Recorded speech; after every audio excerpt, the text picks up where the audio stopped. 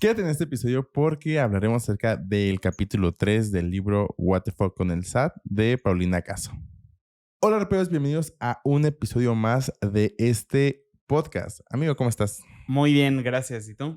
También todo muy bien.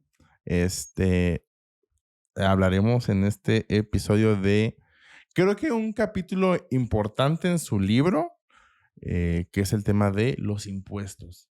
En los capítulos anteriores hablamos de cómo es el sistema tributario mexicano, cómo es el tema de darse de alta si eres una persona física a una persona moral.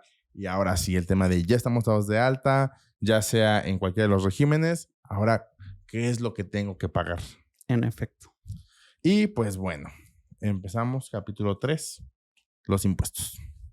Básicamente aquí lo primero que nos menciona es que ya dice, ya te diste de alta, ya eres un contribuyente, que básicamente pues es el nombre técnico que se le da a la persona que paga impuestos, y que es importante mencionar que ella a lo mejor en todo el libro menciona la palabra ejercicio, o es muy común que a veces cuando estamos hablando del tema de impuestos está hablando de ejercicios, y menciona que es sobre únicamente el periodo en el que pagas tus impuestos. Da ejemplos, dice que pueden ser mensuales, bimestrales, semestrales y anuales, y que depende del tipo de declaración. Aquí nada más creo que es importante dejar en claro que un ejercicio no son periodos menores a un año, Bueno, sí puede ser. solo en RIF. No. O sea, puede ser un ejercicio regular o irregular. ¿Mm? Por ejemplo, nosotros nos constituimos en octubre del 2020 y por lo tanto nuestro ejercicio fue de octubre a diciembre, pero fue porque fue en el momento en el que nos constituimos. Si ustedes se dan de alta, pues su ejercicio, o sea, va a ser desde el momento en el que se den de alta hasta final de año. Pero en el siguiente año y en adelante va a ser desde el 1 de enero hasta el 31 de diciembre sin falta. A menos que te mueras antes. Si También eres puede una pasar, física. esperemos que no. Ajá.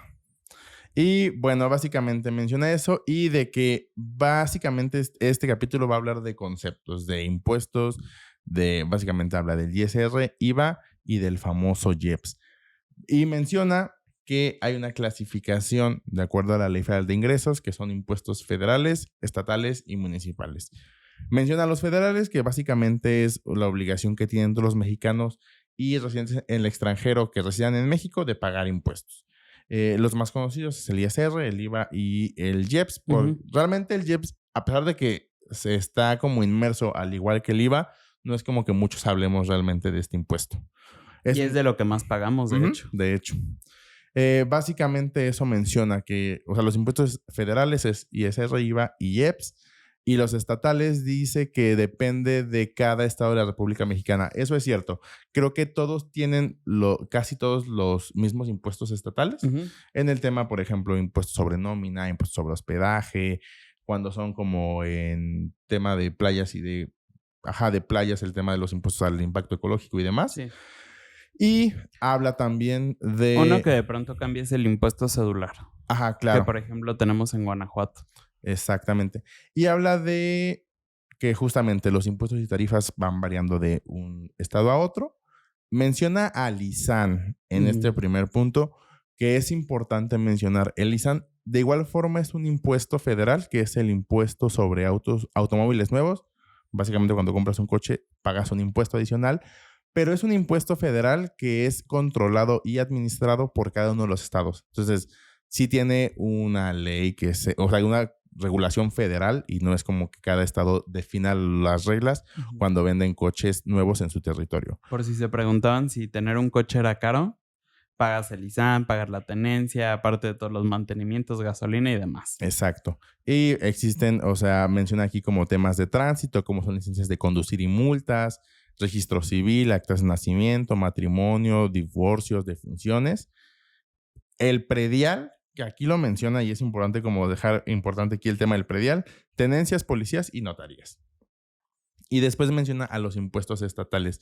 Esto de igual forma son forma de obtener, que los municipios obtienen ingresos, y menciona el alumbrado público y vuelve a mencionar el predial. Entonces aquí también es una cuestión de evitar la confusión en el tema de los prediales. La verdad es que el predial es un impuesto municipal, que básicamente es el que pagas por tener pues un espacio en la tierra, o sea, en tierra, de lo que tienes. Entonces, ese es un impuesto que sí se paga a los municipios.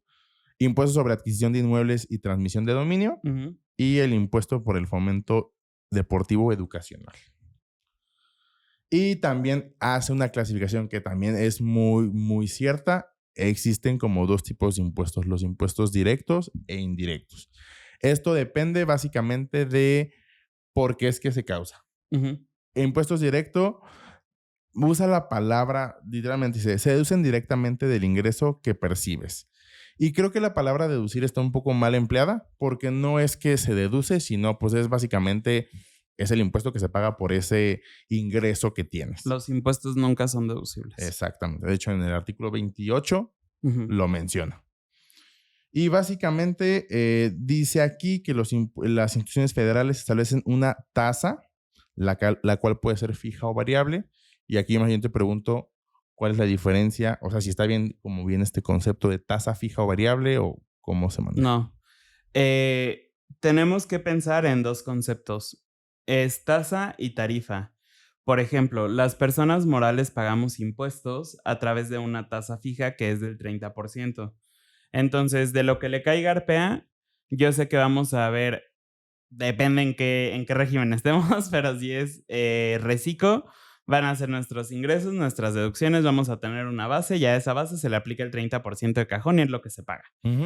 De lo que me caiga a mí, Eric Elizarrarás, yo voy a tener que ver mis ingresos, mis deducciones, a eso le voy a aplicar una tarifa que acuérdense que va entre el 1.92 al 35% dependiendo de cuánto gane, entre más gane, más pago. Entonces, esa es la diferencia básicamente, que la tarifa es como un tabulador y la tasa es efectivamente unos números que se van a tener que aplicar en porcentaje sobre una base gravable.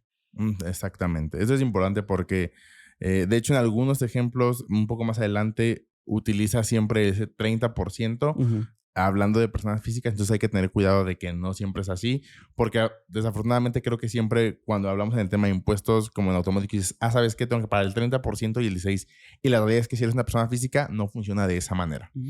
Igual menciona que el más común es ISR. Realmente investigando, al día de hoy no existe otro impuesto directo más que el impuesto sobre la renta, y aquí habla de que se obtiene de la diferencia de ingresos y deducciones autorizadas en un plazo determinado. Aquí nada más, por ejemplo, en el caso de personas físicas, el ISR en reciclo no es sobre la utilidad, que es esto de ingresos menos deducciones, sino es únicamente sobre tu ingreso, pero también es una tarifa. ¿Y qué más? Bueno, realmente de aquí de directos solo habla eso, y de indirectos dice que son impuestos trasladables y que se aplican a productos, servicios o bienes de consumo y afectan patrimonialmente a terceros cuando se enajenan, que básicamente es la venta, y siempre lo hemos mencionado que estos impuestos indirectos, que es el IVA y el IEPS, son impuestos al consumo. Básicamente el que lo termina pagando al final siempre va a ser el consumidor, y es por eso que en una cadena de valor va aumentando, y por eso el IVA se llama impuesto al valor agregado.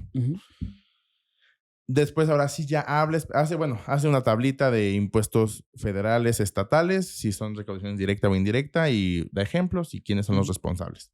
Después habla de el impuesto sobre la renta, que como definición, como muy digerible, está la de, es el impuesto que pagamos por el simple hecho de vivir en México. Y pues básicamente sí, es, digamos, la cuota, y da el ejemplo de, es la suscripción mensual para vivir en México. La verdad es que a mí no me gusta tanto la definición porque no pagas el impuesto únicamente por vivir en México, sino que, por ejemplo, yo puedo estar en Estados Unidos, tener ingresos de México, y si yo me considero residente fiscalmente en México, voy a tener que pagar los impuestos a México y ya después me haré bola con Estados Unidos. Pero, no me gusta tanto la definición por eso, aunque entiendo, y como se los hemos dicho en otros episodios de este libro, entiendo que yo no soy el mercado del libro, ¿no? Entiendo que trata justamente de no ser tan técnico, pero aquí pues no es como por el hecho de vivir en México, sino porque obtienes tus ingresos desde México. Sí, justamente sí, un poquito más adelante sí lo menciona, así como de manera rápida dice que residan en México, vivan en el extranjero y tengan un negocio en México, o residentes en el extranjero que perciben ingresos por fuentes generadas en México. Sí lo especifica, pero creo que como esta primera de ¿qué es ISR? ¿Por qué lo pago? Creo que funciona bastante bien su primera definición, aunque un poquito más adelante da esta aclaración que tú mencionas. Y luego dice que claramente el ISR es uno de los impuestos más importantes en la que el gobierno federal obtiene sus ingresos. Recaudo. Porque dice que para el 2021, el segundo trimestre del 2021, el ISR representaba el 55% de los ingresos de gobierno. Entonces, sí, todos sabemos que pues, es lo que mayor busca, porque no hay como forma de huirle tanto como en el IVA, que el IVA es un poco más difícil de huirle, pero hay como más formas de ir pateándolo a diferentes personas. También dice que este impuesto es para las ganancias obtenidas por tu actividad económica y se debe pagar mensualmente al SAT. Aquí, y justamente es lo que les decía, ella menciona este ejemplo que dice, en español, digamos que ganas 10 manzanas al mes, pues ustedes se las queda el SAT. Y esto es importante, no siempre funciona así. Si eres una persona moral, digámoslo así como de manera rápida, sí, pero una persona física no funciona de esta manera. Es con la tarifa que menciona Eric, que va del 1.92 al 35. Y luego habla de que tú luego hace como estos saltos extraños de hablando de dos cosas, porque está hablando como de en general de las físicas y después habla de las personas por sueldos salarios. Y dice que si tú recibes PTU, prima vacacional, bonos o aguinaldo, también pagas ISR. Y después menciona que los vales de despensa, al ser una prestación superior de ley, están exentos de ISR. Pone la parte de por qué está el monto que está exento, pero es importante mencionar eso. No por el simple hecho de ser una prestación superior de ley, está exenta. Básicamente es porque en la ley, dentro de la misma ley menciona que los vales de despensa, cumpliendo ciertos requisitos, entre ellos que sea un monedero electrónico y demás, está exento. Por ejemplo, los premios de puntualidad de asistencia, que también son muy comunes que se den en las empresas, es una prestación superior de ley y no por ese simple hecho ya es exento. De hecho, esa es una prestación grabada para los trabajadores. Sí. O el fondo de ahorro también.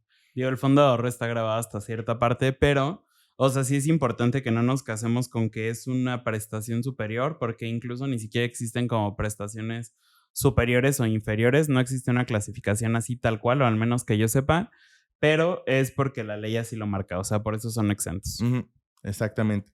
Y después dice, si eres una persona física que pagas con una tasa variable, recordando no es tasa variable, es tarifa, y aquí habla de, otra vez, sueldos y salarios, dice, dependiendo del salario que recibas, menos las deducciones autorizadas. Aquí pregunta, amigo, ¿las personas físicas en el régimen de sus salarios tienen deducciones autorizadas? Es que aquí voy a spoiler algo porque yo ya lo leí en otro capítulo más adelante, pero como que le confunde mucho el tema entre deducciones autorizadas y personales, porque por ejemplo dice que en la declaración anual las personas físicas únicamente pueden añadir deducciones personales y pues no, también tenemos deducciones autorizadas y personales. Sí, básicamente como yo lo explico a veces en las teorías y demás, es que la deducción autorizada, y que sí lo deja muy claro en el libro, tiene que ver con el tema de la actividad económica que haces. Por ejemplo, si vendes zapatos, pues todo el tema del cuero, piel y demás, pues van a ser deducciones para ti, sueldos y demás. Sin embargo, una deducción personal, creo que lo que hace la autoridad es reconocer al contribuyente ya no como contribuyente, sino como persona que tiene necesidades en el tema de educación, de salud, que si bien el gobierno es el que está encargado de dar ese tipo de cosas hacia las personas, dice, ya sabes que a lo mejor mi educación no es la que tú quieres para tus hijos o el tema médico de salud no es el que necesitas y hay empresas privadas que lo hacen, pues lo puedas deducir porque te reconozco como persona y ya no como contribuyente. Pero sí es importante entender que al menos en las personas físicas existen deducciones autorizadas y personales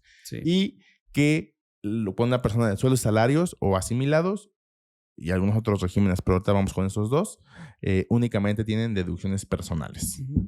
Las autorizadas básicamente solo entran, es que entran en varios regímenes dependiendo de los casos. Pero si lo queremos así poner como de una manera muy específica, básicamente solo entran en persona física con actividad empresarial y servicios profesionales y anteriormente en el RIF. Exacto. Y bueno, arrendamiento. Sí. Y aquí, tío, menciona algo muy extraño porque sí dice, de tus sueldos podrás disminuir deducciones autorizadas que tu patrón pueda disminuir como los vales de despensa, por ejemplo. La verdad es que no es que los disminuya, sino que ese ingreso es exento para ti. Ujú. Así hay que tener como cuidado en esas cosas que menciona aquí.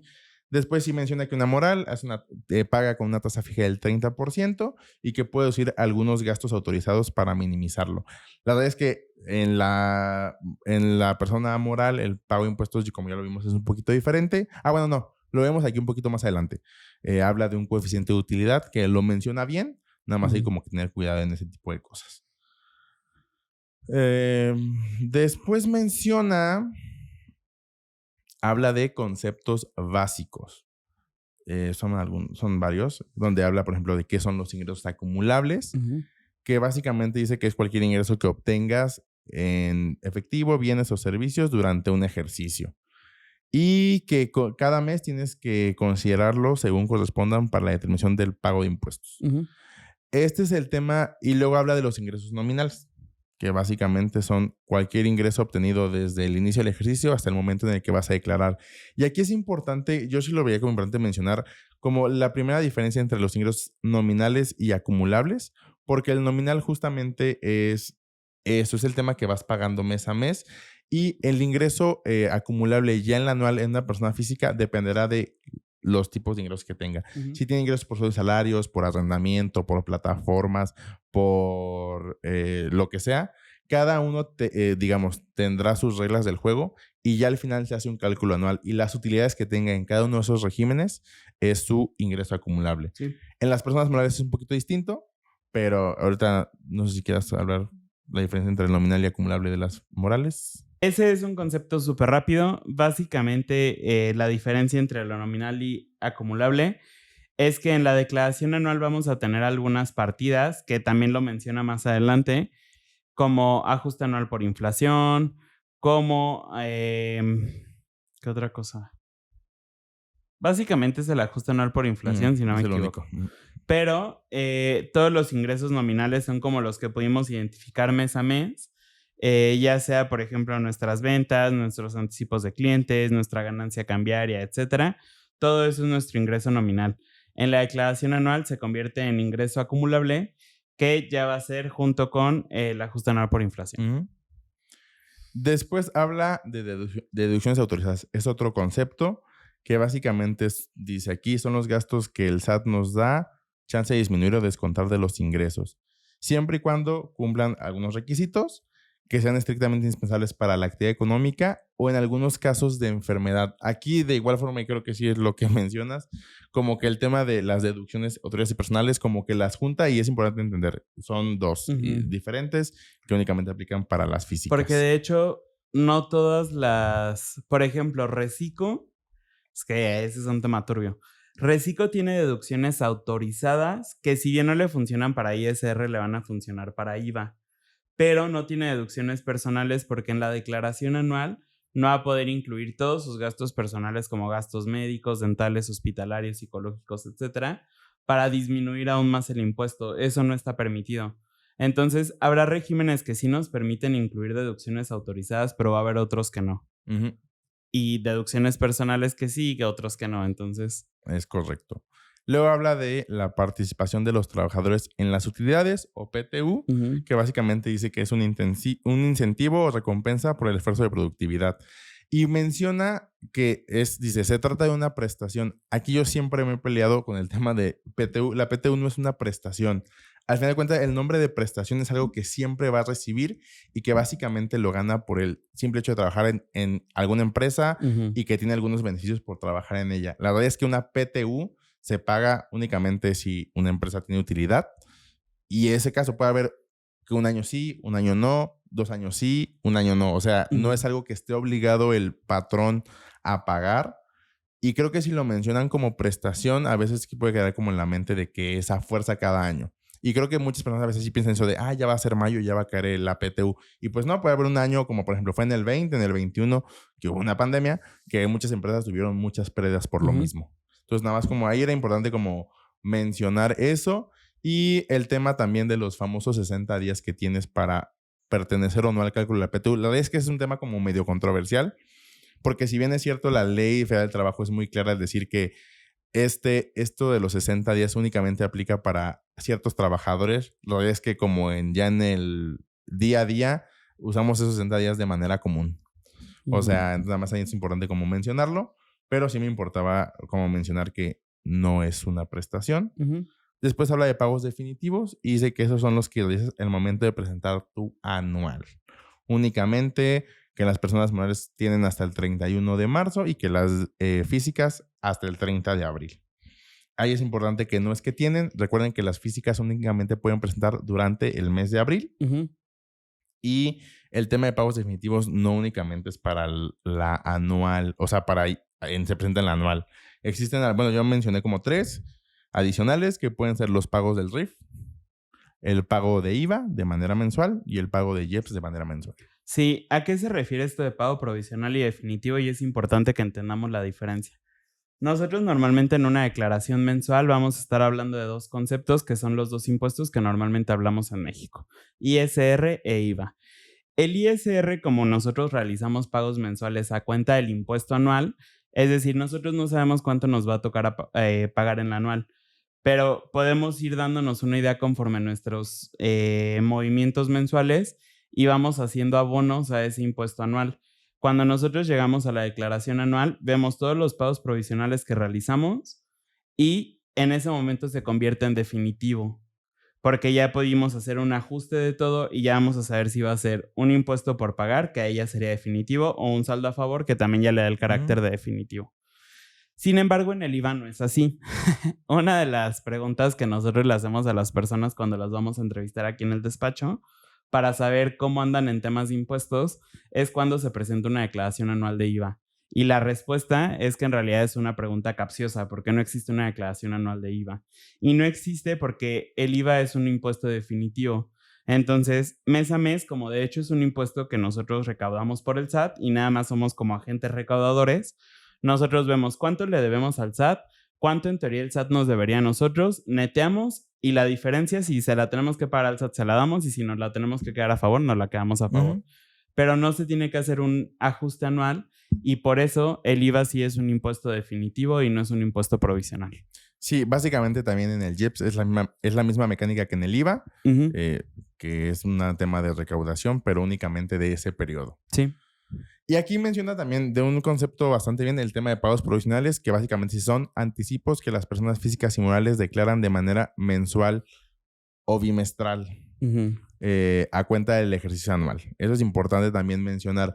Si los del RIF tienen una facilidad que no sé quién la usó, que solo existió, se publicó y demás, donde hacían pagos bimestrales con un tema como de un coeficiente de utilidad, algo parecido a una moral, y presentaban una declaración anual. Esto fue la finalidad de que muchos del RIF tenían deducciones personales para que las pudieran utilizar, porque el RIF en pagos definitivos no te los permite pues deducir, porque no tiene derecho a las deducciones personales.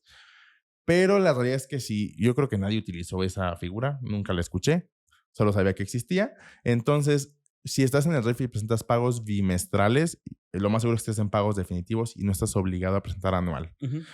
Al menos por esos ingresos. Si tienes adicionales, si tuviste algún donativo, lo que sea, tienes que ya sea informar o presentar por algunos otros ingresos que puedas tener compatibles con este régimen. También menciona algo que sí, también es muy cierto, pues el tema de cumplir en tiempo con las obligaciones. Dice básicamente que si no cumples, lo que pasa con el SAT es que va aumentando el tema de como las penalizaciones que puede poner a tu cargo, que también es cierto. Digamos que lo primero que puede pasar es el tema de recargos, después recargos y actualizaciones, después cosas de que te digan, oye, estás incumpliendo con tus obligaciones, pero puede llegar a temas de cancelación de certificados, multas. Eso es algo que le aplaudo mucho porque sí lo tiene súper claro. Y de hecho no se especifica, porque lo que hicimos fue que leímos unos capítulos y capítulos para que fuera como la reacción más verídica. Pero, o sea, por ejemplo, al menos en los capítulos que yo leí, está súper detallado qué era lo que podía pasar si eras un contribuyente incumplido.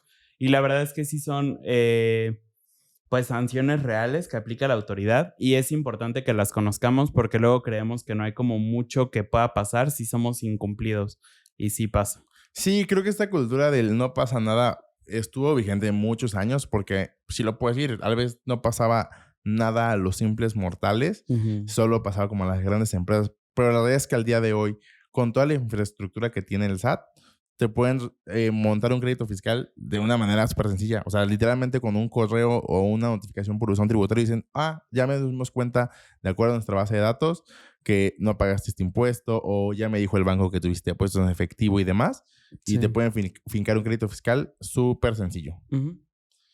Después, aquí menciona que si tienes un contador, él es encargado de presentar pues tus declaraciones en tiempo y que si no tienes nadie, pues que tú eres responsable de cumplir con esto. Después habla del tema de la utilidad y pérdida fiscal. Ahí nada más quiero como remarcar, nosotros somos los responsables porque nos contratas para eso, pero la realidad es que si se deja de cumplir o se sigue cumpliendo, en realidad siempre el responsable es el Sí. contribuyente. Entonces, o sea, no es como que tú le vas a decir al SAT, ay, es que mi contador no lo presentó. O sea, es un problema con tu contador, pero en realidad también es un problema con el SAT porque, pues al final la responsable eres tú. Sí, de hecho, en su último capítulo, que es el de contratar o no contratar a un contador, justamente habla de este tipo de responsabilidades de ambos. Ujú. O sea, porque sí es muy cierto. O sea, el contador es el encargado de presentar en tiempo y es porque lo menciona en el 6. Me voy a adelantar un poquito, que él es el especialista, que es el que está más actualizado y demás, pero sin embargo, pues la información y que el que entrega la información en tiempo, el responsable, pues a ser tú como contribuyente. En efecto. Después habla del tema de utilidad y pérdida fiscal, que ella, por ejemplo, en las entrevistas que vimos con, por ejemplo, con Jordi, dice que era un tema que le complicaba mucho porque no entendía cuándo sí, cuándo no.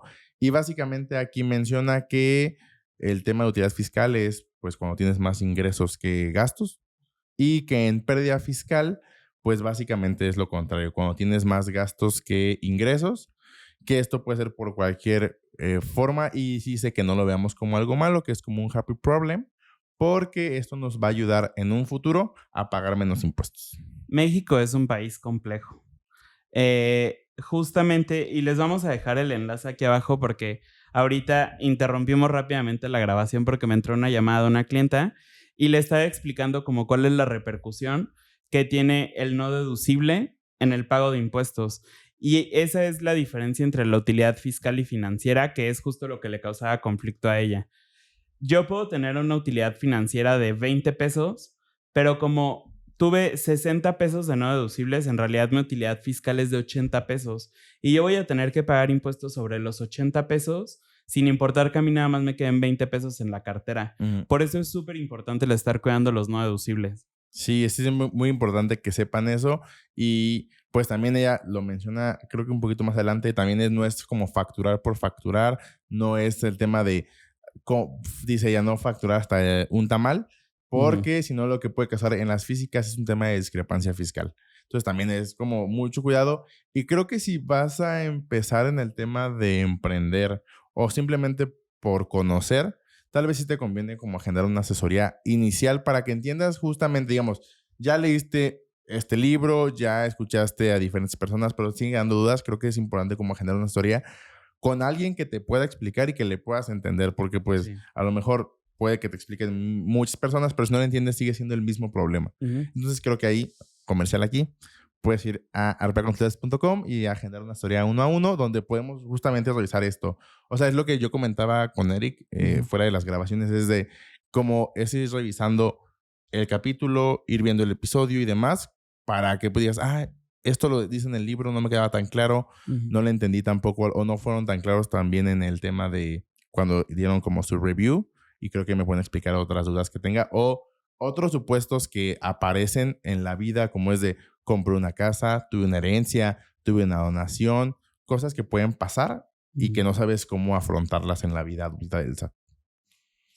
Después te dice que del tema de las pérdidas fiscales tienes si no las aplicas cuando debes de aplicarlas, pierdes como el poder, pierdes el derecho a aplicarlas, que eso sí es cierto, pero aquí menciona que tanto los saldos a favor como las pérdidas fiscales. Es importante mencionar que únicamente cuando pierdes el derecho son las pérdidas fiscales. Es decir, voy a poner, y el impuesto a favor o el saldo a favor es el ISR en una declaración anual Ujú. o en los el IVA o el IEPS en los pagos mensuales únicamente. Y vamos a pensar, voy a hacer el ejemplo del IVA. Si yo en enero tuve un saldo a favor de IVA de 1,000 pesos, en 2000 tenía que pagar 1,000 pesos y los pagué con dinero, y en marzo tenía que pagar 1,000 pesos y quiero aplicar el saldo a favor, en ese caso sí lo puedo hacer. Pero las pérdidas fiscales, como dice aquí, pues no se puede. Y después hace un ejemplo de cuándo se genera utilidad o pérdida fiscal.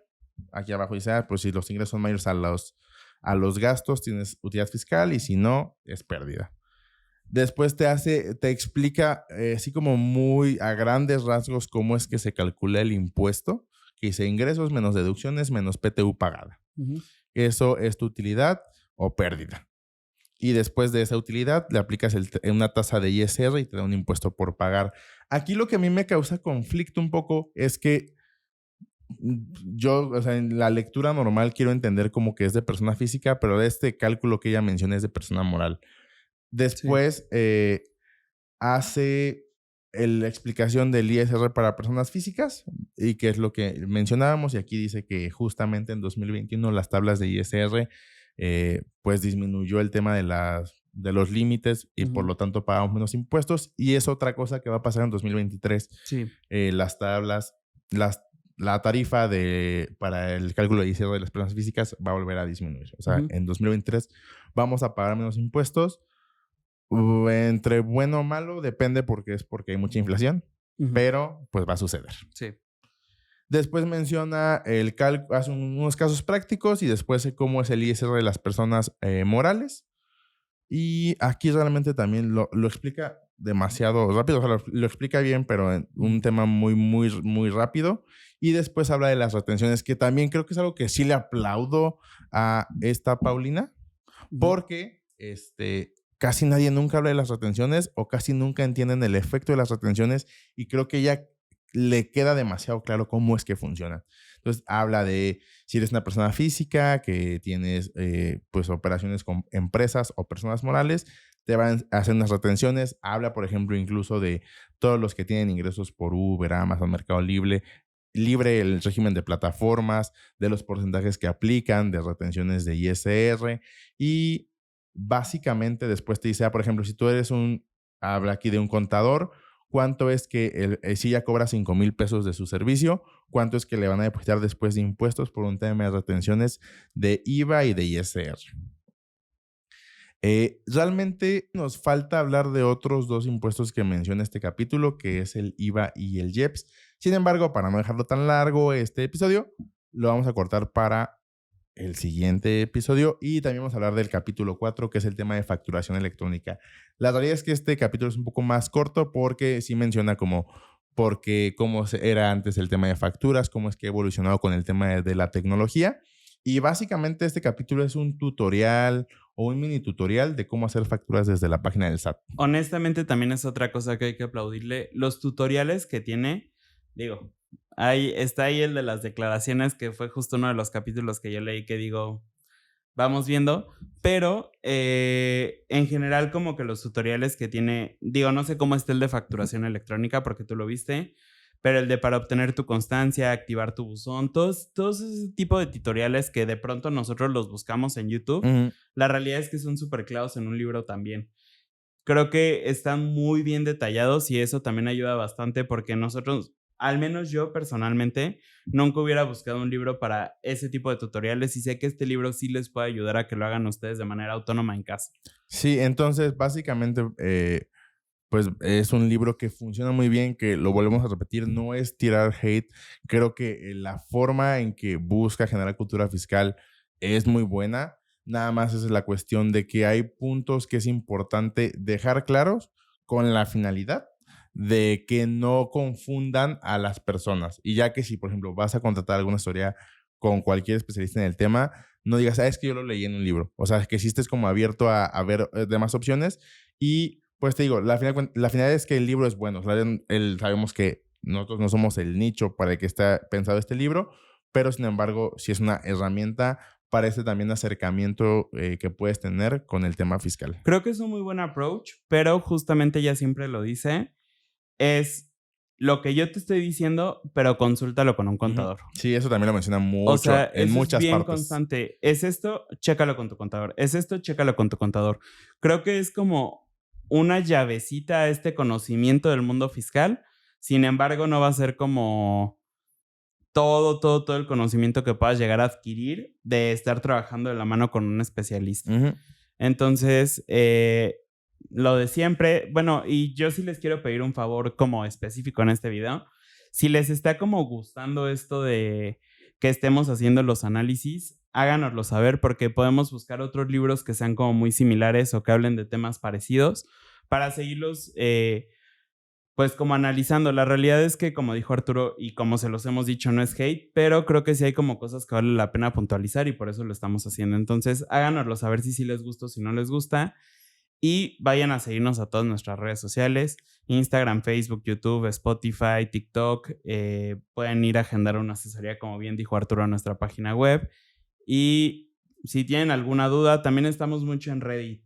Si tienen alguna duda de lo que sea, háganosla llegar por alguno de estos medios y seguramente la vamos a contestar si es posible. Y si no, con todo el dolor de nuestro corazón, les vamos a decir que agenden una asesoría porque de pronto nos llegan a hacer preguntas que una variable puede cambiar toda la respuesta y pues tampoco vamos a dar ese tipo de asesorías a la ligera. Sí, claro. Entonces pues está en los canales, ya los mencionó Eric, y pues nada, el siguiente, te faltan 3 episodios básicamente, tal vez 4 dependiendo de cuánto tardemos en el tema del análisis, de hablar de este libro. Básicamente es lo que en este último año van a hacer. Si van a ir de vacaciones y tienen como que leer algo nuevo, quieren aprender de impuestos, pueden ir a buscar el libro. En la descripción del video en YouTube está el link de Amazon para que ustedes lo vayan a comprar.